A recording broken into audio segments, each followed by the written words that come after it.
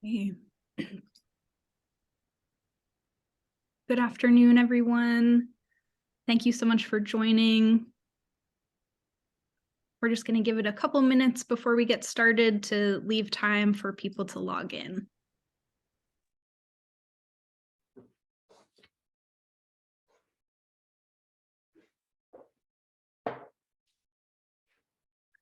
Great. Well, it looks like we're getting a number of people logged in here. So I'll just get us started by saying, again, good afternoon. My name's Joanne Kilgour, and I'm the Executive Director of the Ohio River Valley Institute.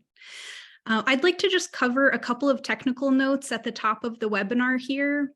The first is that we are recording this session for those who are not able to join live, so this is currently being recorded. In addition, we've enabled the closed captioning function for accessibility. So if you'd like to turn on closed captions, there should be a button at the bottom of your Zoom screen to enable that function. I'd also like to thank Ben Hunkler, the communications manager for the Ohio River Valley Institute, who's coordinated this event and who's on here today in case you have any technical issues with the meeting. So the format for today's event will begin with a presentation from the authors of the report, after which we'll open the floor to questions. If you do have questions, please feel free to use the Q&A and chat functions, and I'll do my best to see that we get through as many questions as we can in the time allotted.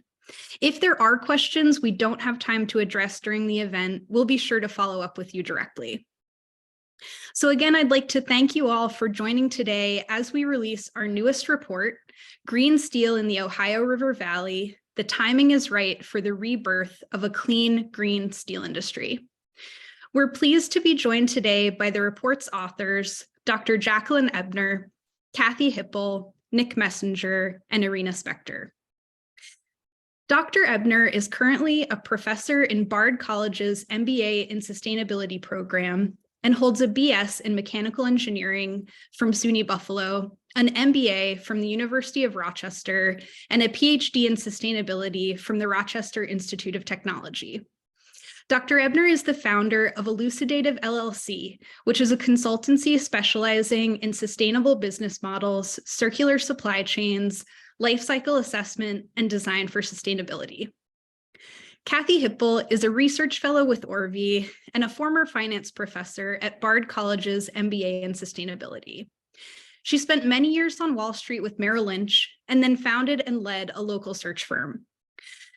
She served as a financial analyst at the Institute of Energy Economics and Financial Analysis and as a senior advisor at Corporate Citizenship. As founder of Neosphere Marketing, she currently advises clients on their sustainability initiatives.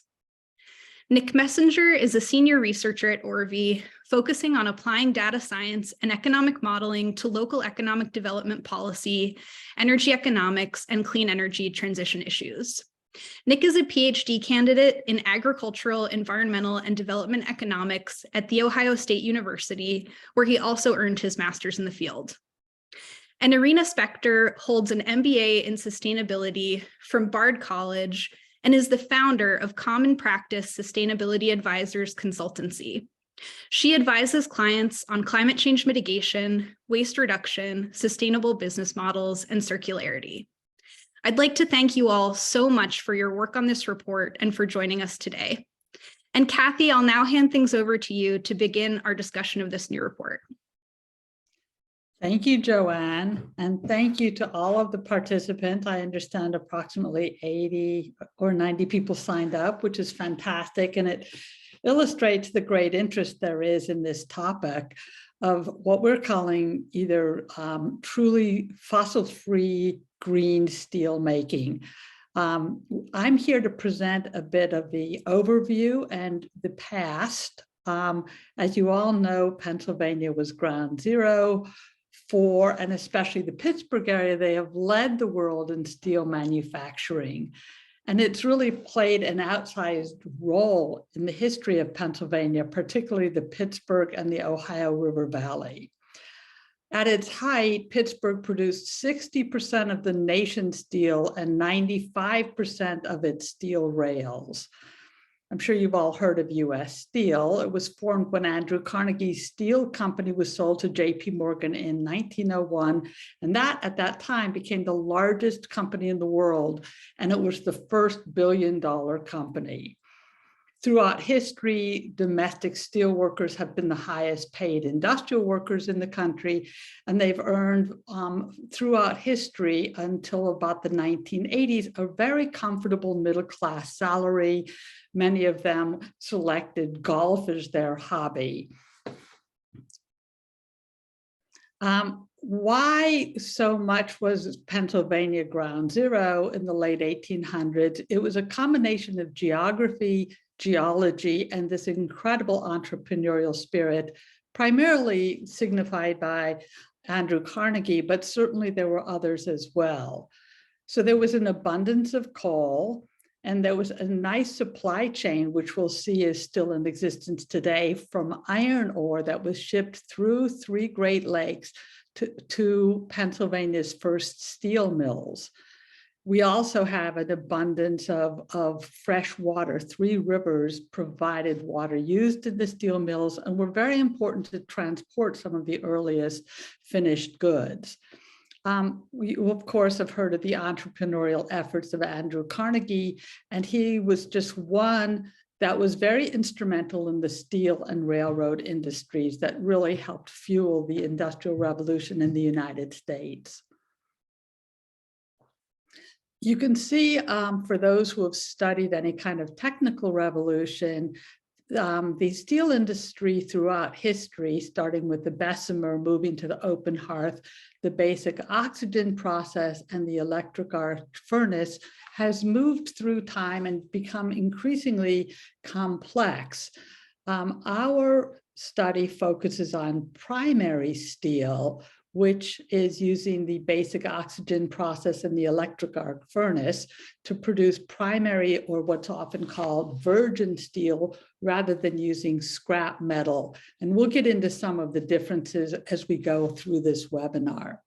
But it's just really to show that the steel industry has adapted to changing technology and differing demands. And we expect that that is going to continue with the process of making truly fossil-free steel. Throughout history in the United States, the steel industry was instrumental in the railroad, instrumental in automobiles, instrumental in building skyscrapers and infrastructure, and then in both World War I and World War II, providing war material. It's really hard to think of the modern world without the central role that steel has played. So we've talked about this, incredibly powerful role of steel, and you can see from the 1940s, the United States was really the leader in steel production. And in the 1980s, that really changed. And it was evidenced by the huge job decline that you can see in this wonderful or horrific chart, depending on your viewpoint. At one point, there were 700,000 workers in the steel industry in the United States. And by 2018, it was down to 85,000, and it has continued to decline, although not so drastically since then. So what is the outlook? Steel worldwide, the United States is no longer the leading steel producer. It's now China, which produces by about 12 times the amount that the United States does. It's very much influenced steel demand globally by global economics and geopolitics. So you can see that from 2000 until 2020, the steel industry was still growing very rapidly production-wise. It was growing about 3% per year from 2010 to 2020, and then it even accelerated to closer to 4% in 2020 to 2021. Now, what do we look for going forward? Some of the experts have suggested that long-term global growth demand will be steady or grow modestly, 1 to 2%. It will no longer, we believe, and the experts who are tracking this no longer believe it will grow at the 3% to 4% that it had grown, but still 1 to 2%. So the demand for global steelmaking will remain somewhat steady. And in the United States, there's still a vital role for steelmaking. It's as has been a vital foundation for the nation's economy, security, infrastructure, and energy needs. And quality and scrap supply, that's something we just talked about, that will continue to drive the need for primary steel. There just simply isn't enough scrap metal out there to have the other form as evidenced by the mini mills as that. So we will continue to see steel made from iron ore as something that will continue to grow in the United States.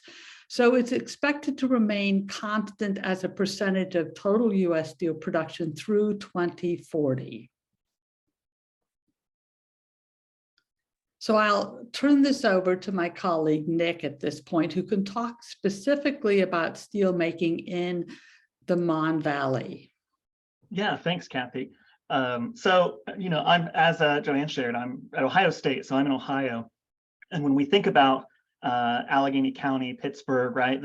We think in Ohio, the Pittsburgh Steelers, right? This is a historically dominant and important industry in the region. And in 2021, iron steel mills from the quarterly census of employment and wages employed about 2,100 workers in the county, which is about a 30% decrease from just the decade earlier in 2011, with about 3,100 workers were employed under those NICS codes. So that certainly even kind of the heart of what we think of traditionally as a steelmaking region has not been exempt from these trends that Kathy talked about, where we've seen this really dramatic drop in employment start in the 1980s.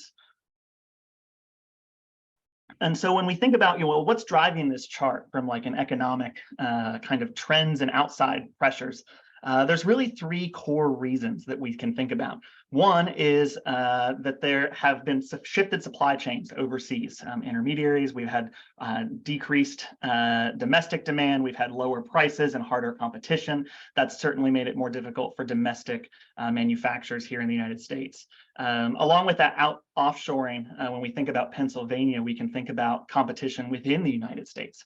We've seen numerous news stories in the last few years thinking about steel companies opening new facilities in states like West Virginia or Arkansas because they're being lured there by some combination of the regulatory environment, labor practices, or some sort of tax incentive competition in order to recruit and move some of these jobs out of Western Pennsylvania.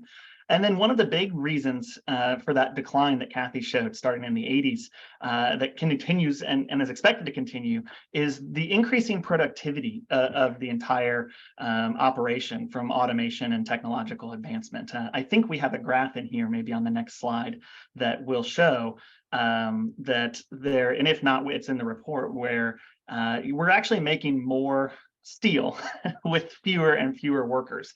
So what this graph really shows is that there's this upward trend in metric tons of crude steel per worker, meaning that when I have a employee in a steel manufacturing facility in 2021, they are producing per hour of labor much more steel. And this is a really, way that we typically would measure the rising of productivity and automation within an industry. So certainly we can see the two recessions from the Great Recession and the COVID-19 pandemic, but the general upward trend has been that the steel industry is getting much, much more efficient at producing steel, and that is contributing to the declining employment even while production remains high. And so here we see the overall change in manufacturing jobs. One of the things that we'll talk about is when you have a steel industry or you have an industry like this, you actually have quite a bit of opportunity for what we call agglomeration, where other industries or intermediaries may situate themselves nearby because you can take advantage of economies of scale, of transportation costs. And when we think of steel, certainly we think of just overall manufacturing. And we can see that the trend is pretty clear too, that the county and the country, the United States, in face of some of these global trends, have seen a decline in their overall percentage of manufacturing employment from the 60s all the way through to 2021. And so I will turn it over. We'll come back and talk a little bit about how the fossil fuel free steel comes back to tie into the economic outcomes for the region. But to get a little more background on what that decarbonization looks like, I will turn it over to Dr. Ebner.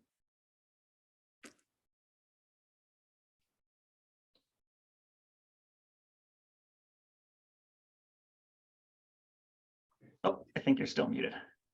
Let's try that again. So the chemicals industry, steel industry, and cement industries are the world's most significant industrial CO2 emitters, with steel leading the way. And in addition, as the start of value chains and a critical component to economic development and driver of the clean energy transition, these are all critical areas to focus on for climate action and climate change mitigation, and they have been identified as so in the recent COP by the conference of parties for the IPCC. The production of iron and steel is estimated to account for about 7% of global greenhouse gas emissions. And according to IEA, emissions from steel must be reduced by 50% by 2050, and then continue to fall in order to meet the world's climate goals. So these hard to abate industries are really critical in terms of delivering our targets for climate mitigation. Go to the next slide. In addition to the climate imperative, there are market, regulatory, and investor pressures that are moving many steelworkers to announce decarbonization plans. So we're seeing market demand in the form of price premiums. We see ambitious supply chain goals, particularly in the automotive industries, driving demand for low carbon steel. And domestic content features and the unprecedented incentives in the recent legislation, which my colleagues will talk about a little bit later, are also drivers for demand of low carbon steel.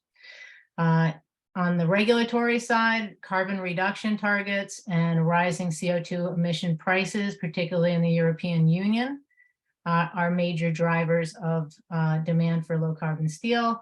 And we're seeing increasing pressure from investors to disincentivize investment in things like coal mines and traditional steel manufacturing. A quote here from McKinsey is that approximately 14% of steel companies' potential value is at risk if they're unable to decrease their environmental impact. So we're seeing a lot of movement within the steel industry, particularly in Europe, to move to lower carbon intensive technologies. Next slide, please. Currently, there are predominantly two ways to produce steel, just a little bit of an overview and kind of maybe putting some of the comments earlier into context. Primary steel, which we've been discussing, which is the focus of this report, is predominantly produced currently via a blast furnace and a basic oxygen furnace process. And it's called BF-BOF as the abbreviations of those two pieces of equipment. And in that process, it starts with iron ore. So it's a primary process starting with iron ore, where the ore is fed into a blast furnace that operates at very high temperatures. And coke, a form of a high carbon content porous form of coal, provides the energy source and also the gases that are used in the chemical reaction to reduce the iron ore into iron and melt it into hot iron. Then the hot iron is purified. The hot purified iron is fed into a basic oxygen furnace to make steel.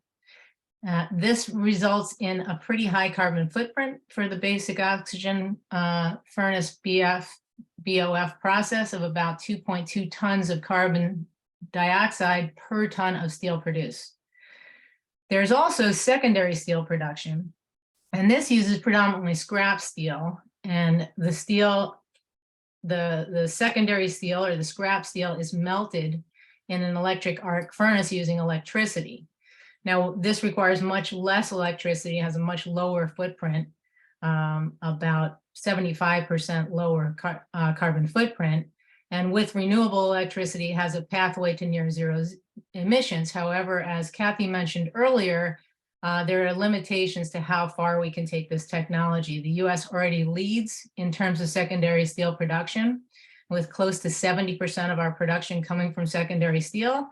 And the market for scrap is high quality scrap is limited to supply the secondary steel market. And there are certain applications, particularly automotive and some high grade engineering requirements that will continue to drive a need for primary steel production. So we're focusing here on an alternative technology to reduce primary steel carbon content.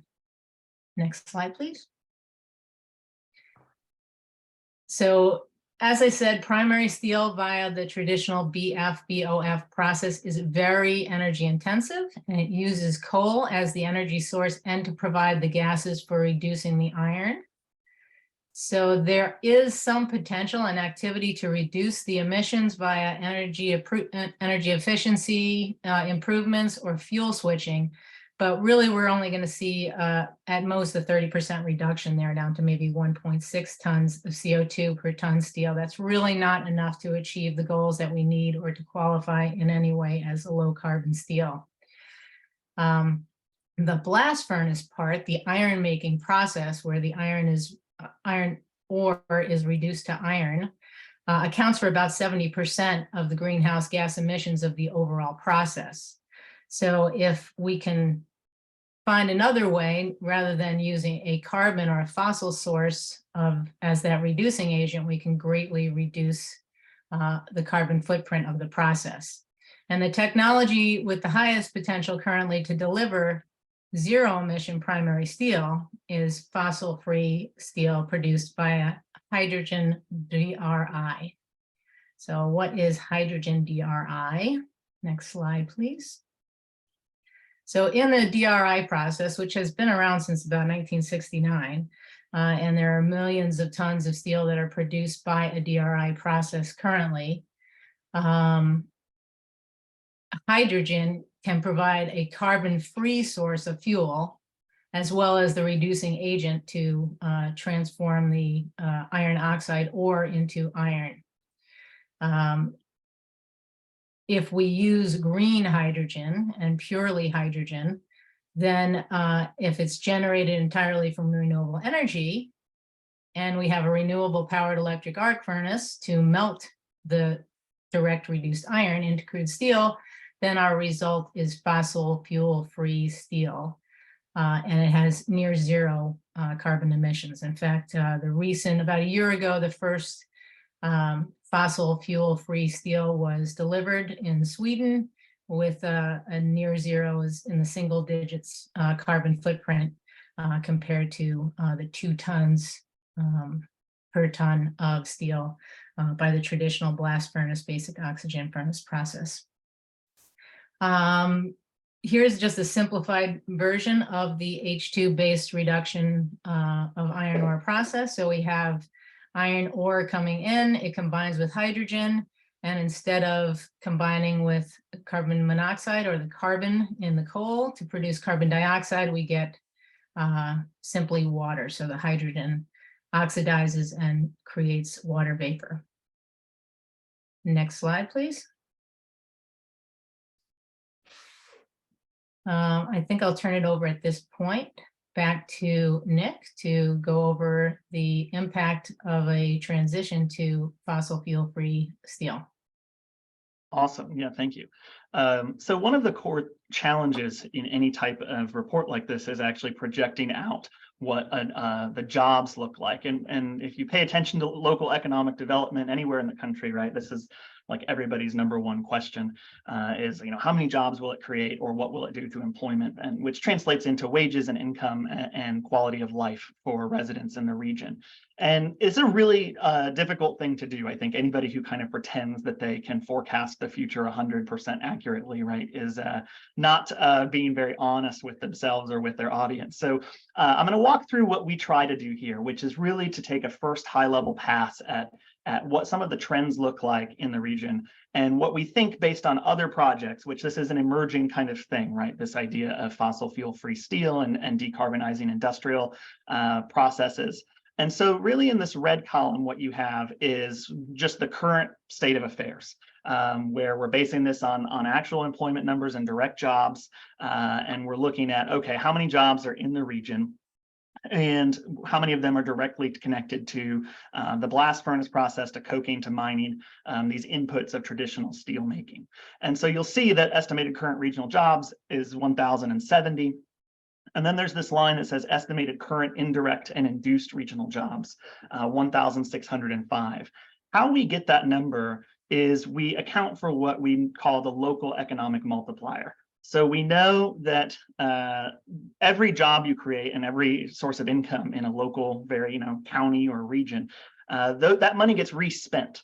And a fraction of it gets respent locally, right? You can think of this as if you take your paycheck and you go to the grocery store, you go out to eat, you buy things at the store, that inherently supports other folks being employed in various different industries across the region. And this is a really hot topic in economic development because a lot of times you see these really, large estimates for, if we do X, then it's going to create these hundreds of thousands of new jobs in this new industry.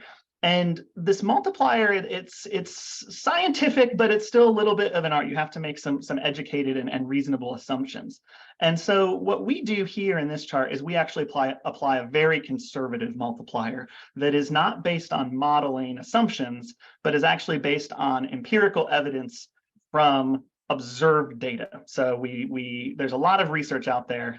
Tim Bardick at Upjohn Institute is one of the kind of core leaders in this field in economics. The idea that you actually can go measure. We get a new plant opening somewhere, it creates a certain number of jobs. We can actually measure then 4 or 5 years later how many jobs were in that community, and we can actually kind of find that correlation bordering on causation, depending if the study's well done or not. So we use a multiplier of 1.5, which is about the average local economic multiplier from empirical studies. That's much smaller than what I think traditional policy reports and industry reports would use, which can kind of get upwards of 5, 6, 7, 8, 9 times. And we only use a 1.5. We do provide in the appendix of the report, we redo this chart with those higher estimates. But as I'll share in a second, the kind of story becomes the same, whether you use the really high estimates or the really conservative ones. The yellow column in the middle here really takes that 30.8% drop that I talked about. It takes all of the national and local jobs data and kind of distills it into, okay, well, let's just say the same trend from 2011 to 2021 occurs over the next 10 years until 2031.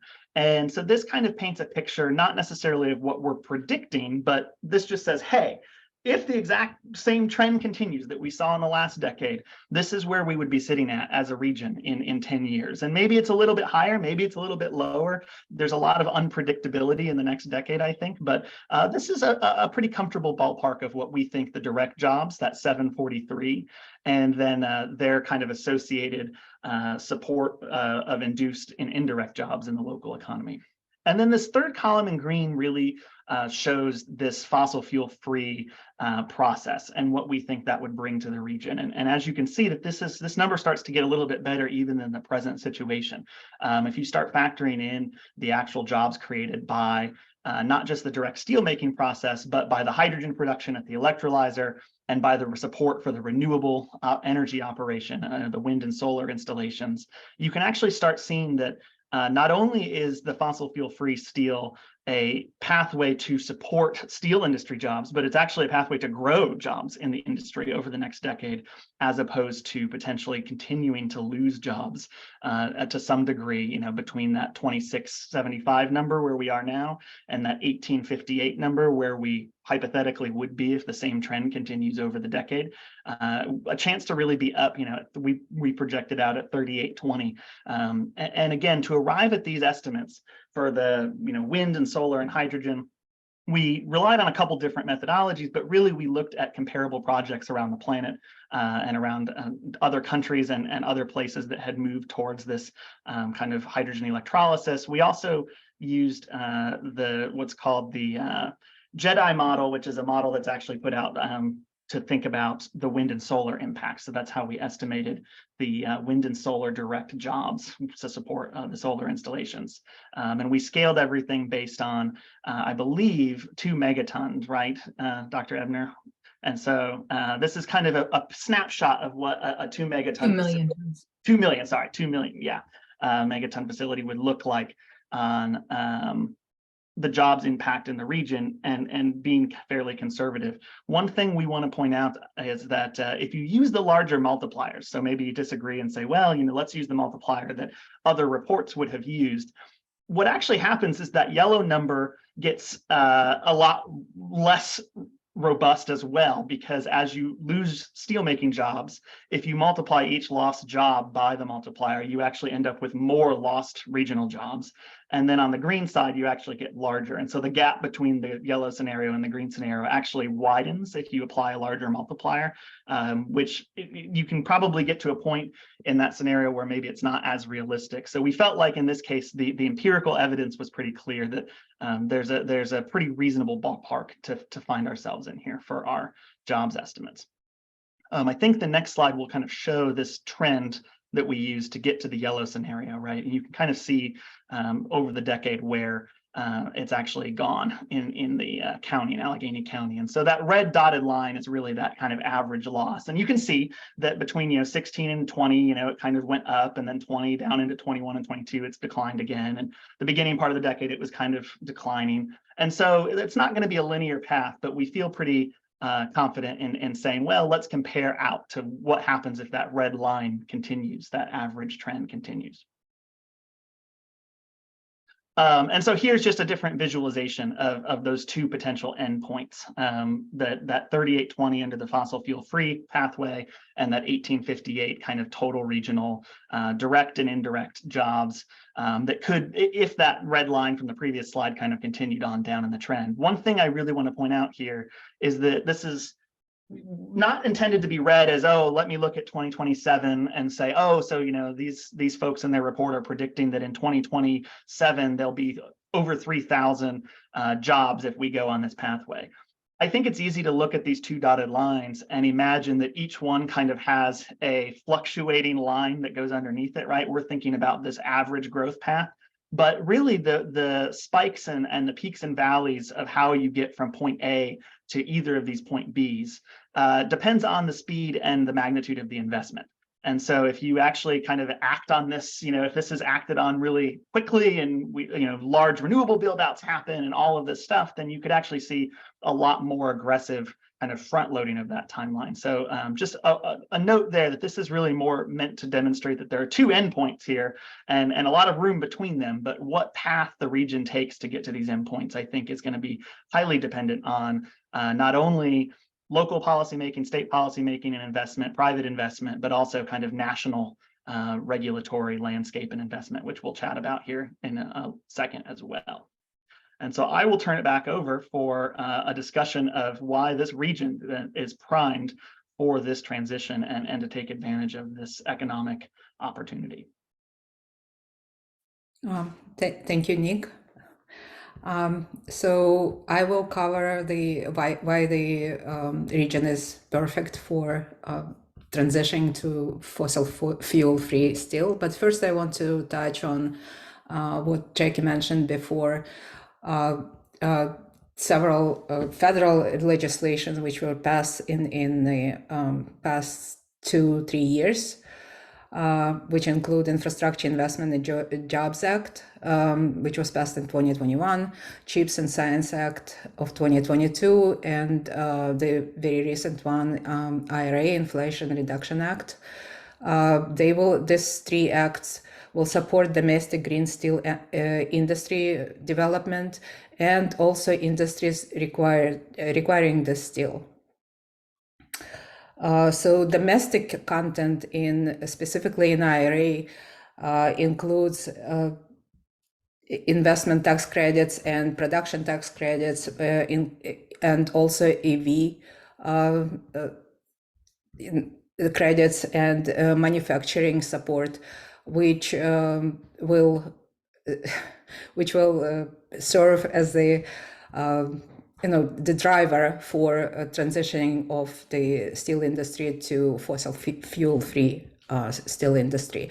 I've included a couple of examples from the IRA Act, specifically for renewable incentives, which, as you see in the chart on the top, can reach as low as $6 megawatt hour by 2030, and also great incentives for clean hydrogen production, which can bring cost of producing hydrogen to less than $1 kilogram. Sorry. Next slide, please. So in addition to these incentives, there are also specific 10% increase in those incentives, ITC and PTCs for energy communities. And energy communities include brownfield sites and the regions where above average unemployment rate exists, and local tax revenue related to fossil fuels such as coal, oil, and natural gas processes is higher than 25%. And on the map on the right, you can see such energy communities featured in the Pennsylvania area. Next slide, please. So why is Pennsylvania, and specifically southwestern Pennsylvania, is prime for steel transition? First of all, as Kathy mentioned before, steel industry exists in Pennsylvania for more than 100 years. So and the supply chain is already existing. The currently steel production factories receive steel from, iron ore from Minnesota via Great Lakes. And US Steel and Cleveland-Cliffs companies own the 5 largest iron ore mines in the country by 2020. And direct reduction steelmaking, which Jackie mentioned before, requires high quality iron ore. So the mining of higher quality iron ore or the development of plants which convert regular quality iron ore into higher quality are already being built. So proximity to ore mines is very beneficial. And existing transport routes for this for the iron ore create a great advantage for developing a fossil fuel free steel in southwestern Pennsylvania. Next slide, please. So green hydrogen used for fossil fuel free making requires large amounts of renewable sourced electricity, and Pennsylvania wind energy in Pennsylvania may be abandoned. The Pennsylvania installed wind energy capacity, however, right now is only 14,500 megawatt. So, but according to the Department of Energy, PE's potential wind energy capacity may be as much as 108,000 megawatt. So southwestern Pennsylvania is benefiting for being in proximity to Appalachian Mountains, where the wind resources for commercial power production are higher than in most of the rest of the state.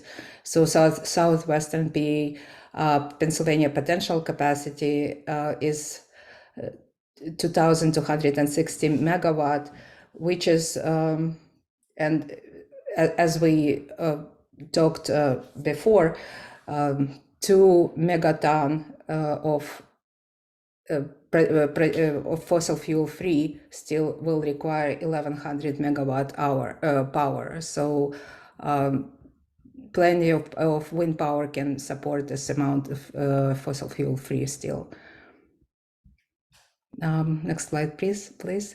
So even though Pennsylvania does not have as much solar capacity as the rest of as many other states in the country, it still can build up to 19,000 megawatt of utility scale solar. So you can see on the map here that in southwestern Pennsylvania we have enough solar to support 2,200 megawatt required for 2 megaton of steel. Next slide, please. So additionally, in addition to renewable energy, we also need a lot of water for production of green hydrogen via electrolysis. And Ohio River Valley has many natural sources of water. It has 3 rivers, Monongahela, Allegheny, and Ohio rivers, which can produce water for electrolysis. However, electrolysis doesn't have to use natural resources. The water can be recycled, creating a circular use opportunity for water. It can be recovered as water vapor output from direct reduction of iron process. And also recycled municipal and industrial water, wastewater can be used as input into electrolysis, which both options create a circular opportunity for water supply. Next slide, please. And it's all for me, and then I'm gonna pass it over back to Nick. Yeah, so just wrapping up here in thinking about what does all of this really mean for the region and the challenges and opportunities that are faced. And so I think the first slide will present some challenges, and it's important to note that these challenges all have pathways to overcome them. So I think the first one that probably stands out is the current lack of renewable generation in the region. And certainly this kind of pathway would provide an opportunity and a need to build up a much larger wind and solar capacity in the region. But that's actually an excellent opportunity because to that second bullet point, proper system design, how do you connect that wind and solar capacity to the actual production process to be utilized by manufacturers? And if this is done well, you actually end up with a scenario where you can create a one-way, let's say, pathway to the grid, where the power here in this case is what we would call additional. So it's not going to try to use existing renewable capacity. You're going to build it out new, and it's going to be above what is currently there. And then it's going to be time matched. So you're going to use it when you need it. And so one of the things that enables is for you to actually potentially sell excess renewable energy back onto the grid and further improve emissions across the region, not just from the production process. And so these two things really go hand in hand, is actually building out the renewable infrastructure for this and then designing it in a way that is actually going to not be a net addition of greenhouse gases to the region. If you do this wrong and you try to kind of connect the green hydrogen production to the grid, you run the risk that if it's not time matched, you're going to end up utilizing grid-based electricity, which could be dirty, right? And so you actually end up kind of with a not good scenario from the decarbonization standpoint. And so really these two ideas of building out a renewable infrastructure and actually making sure that it's the proper system design is actually implemented to not only prevent it from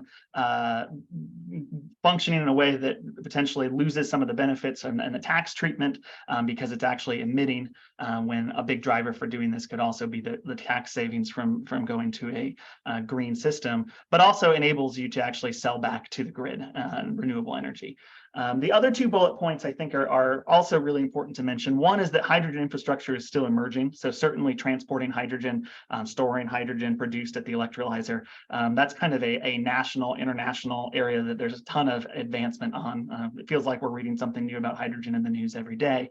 But certainly what we're proposing here, this pathway we've kind of laid out, would be kind of dependent on those continued kind of innovations in the hydrogen storage and transportation fields.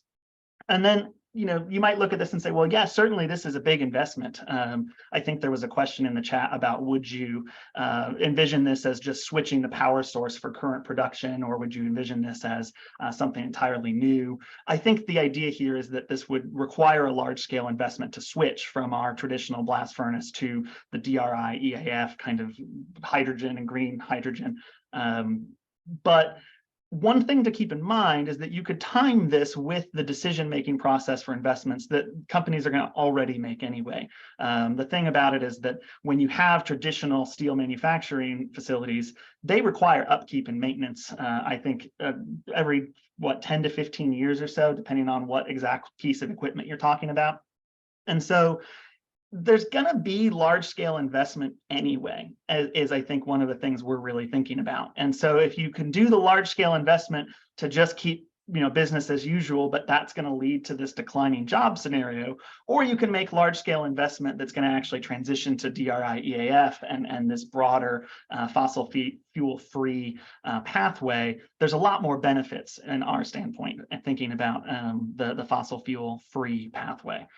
If we have to put money in anyway.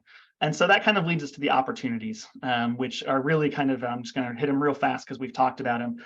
One is that this is a way to sustain steelmaking jobs in the region and to grow a broader local economy. And so I think when we're talking about spending lots of money, and you see all over the country people trying to recruit industry and economic development to their region, one of the huge advantages of Western Pennsylvania is that there is this deeply historic, important industry that has long been located in the western part of the state. And this is not something new where we say, well, let's replace the steel industry with this green energy economy. This is actually a way to sustain and grow a culturally and historically significant industry and have it kind of reinvigorate the broader economy of the region through the steel industry.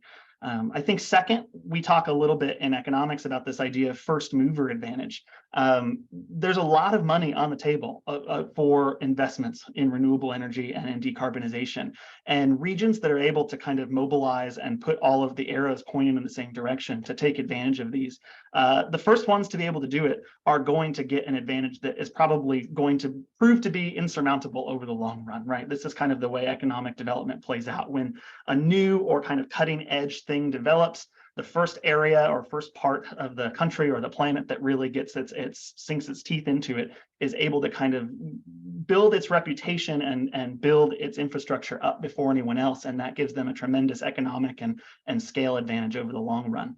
Jumpstarting renewable development in the region toward a green industrial hub, I think building out this much capacity of renewable energy is something that will attract other decarbonizing industries to the region. And so thinking about as not just the steel industry, but other manufacturers have to consider facing regulatory environments, facing tax benefits or burdens for greenhouse gas emissions and carbon emissions. I think they're going to start to think, well, where in the country should I locate that there are already economies of scale or agglomeration kind of benefits of an industrial hub that is based on green energy. And so, Western Pennsylvania really has the potential to lead the way there. And then finally, something that we haven't touched on, but I think is actually huge, is just the environmental and social benefits. I mean, you can think about folks and home prices and neighborhood values. You can think about the quality of life is something we talk a lot about increasingly.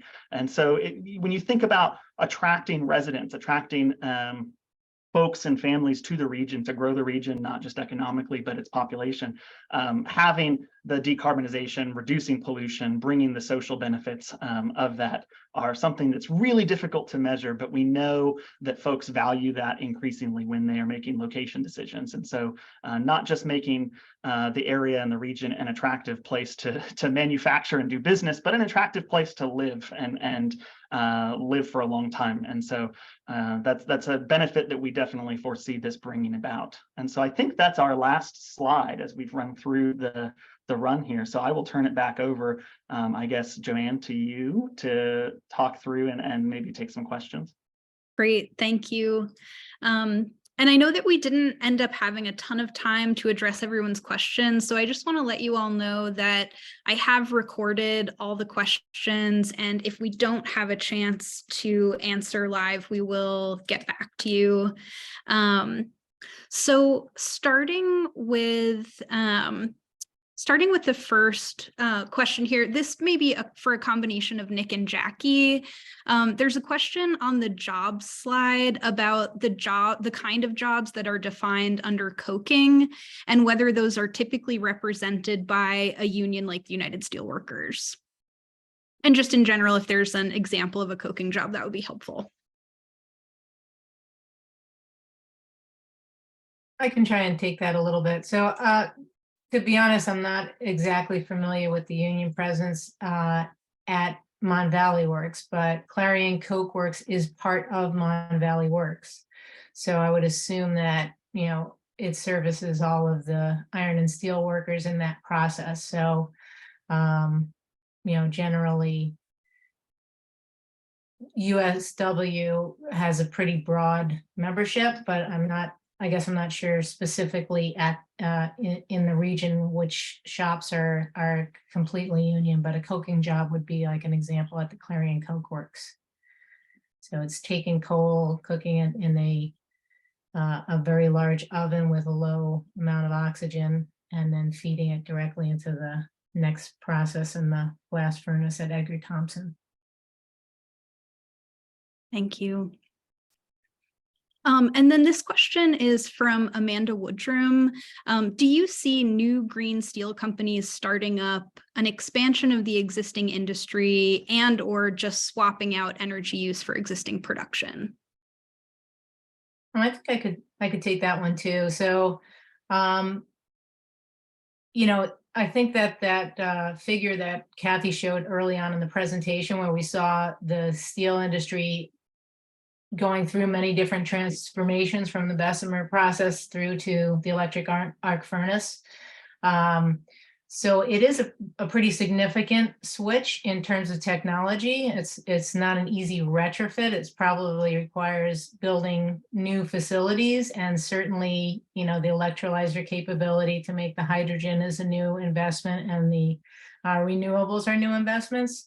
So we are seeing some new companies. For example, there's a company called 3 Consulting, which is a funded by venture capitalists and is a new a startup in the space. And then there are all the big names, Kobe Steel, ArcelorMittal,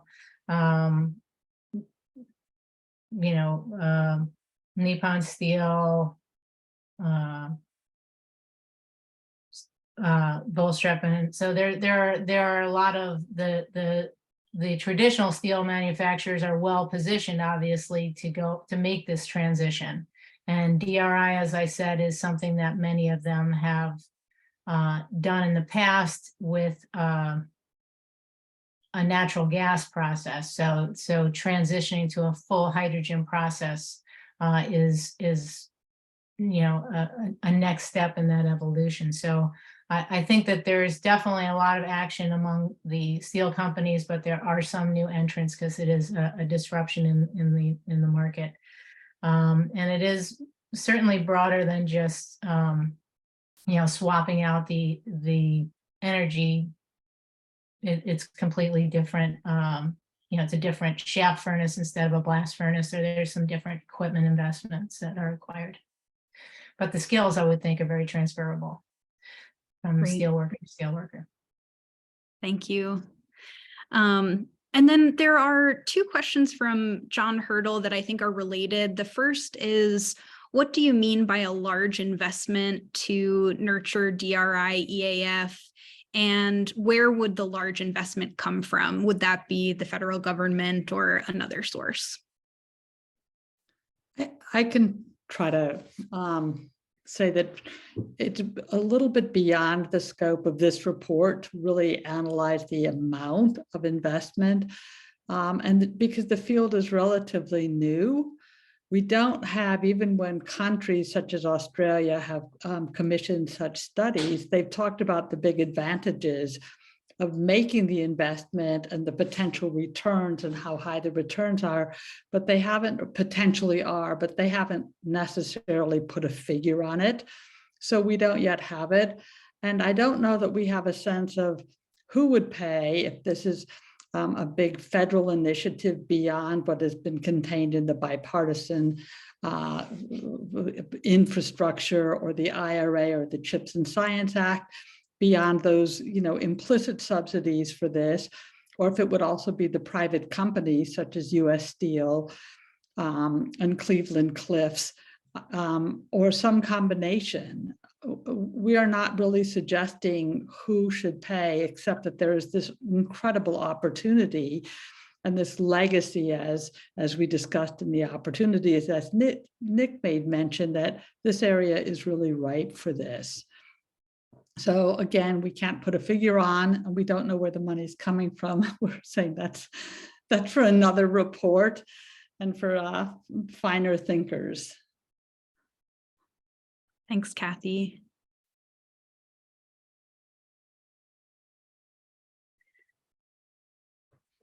Great.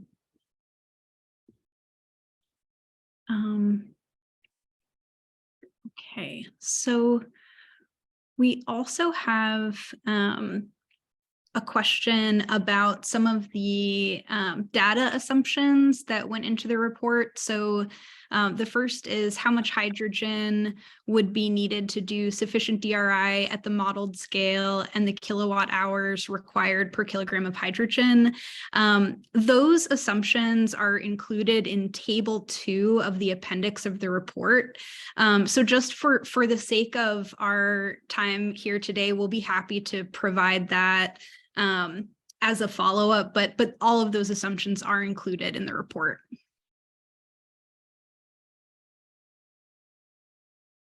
Great. And then there's also a question in here about, what is the case for Pennsylvania being better than Indiana? And I'll just say that for the purposes of our organization and for this analysis, we only looked at this scenario being for southwestern Pennsylvania and the Ohio River Valley. So we were not producing a comparison between Pennsylvania and another region, just looking at, what would the opportunity be for the region that we cover. And I think we can also suggest that since we are really recommending that green hydrogen requires green renewable energy to be produced locally and produced regionally within the same PJM or even closer, often behind the meter, which is what we say. Doing this in Pennsylvania does not preclude it also being done in Indiana. It doesn't have to be an either or. Great, thank you so much. So I want to just make a note for everyone that there's a link in the chat to download the full report as well as the 5-page summary on our website. So again, we have documented all the questions, but if there's anything that you want to go back to and reference in the report itself, that's available as well as a summary on our website. Any final comments from the report authors?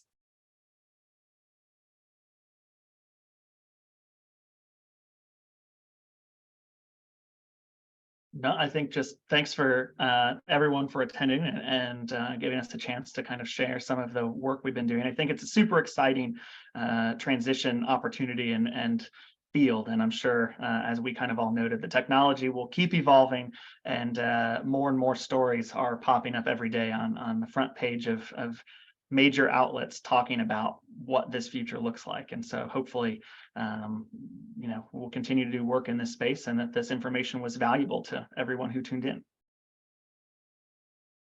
Thank you so much. Thank you, everyone, for your time.